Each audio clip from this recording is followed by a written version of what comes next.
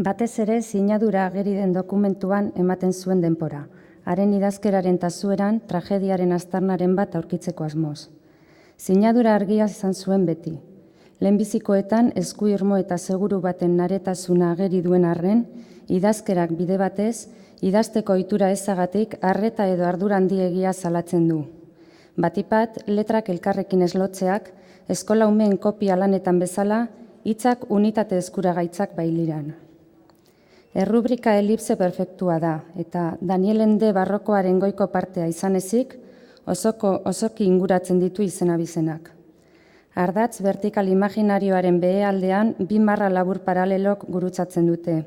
Ondorengoetan, kartzela barruko tramite paperetan edo epailearen aurrean eginiko deklarazioen oinean ageri direnetan bestelako erraztasun bat nabari da.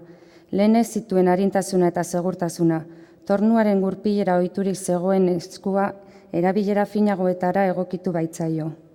Zilegi da pentsatzea ordu galduetan enseiatu egin duela, mekanika zehatz bat menderatu arte.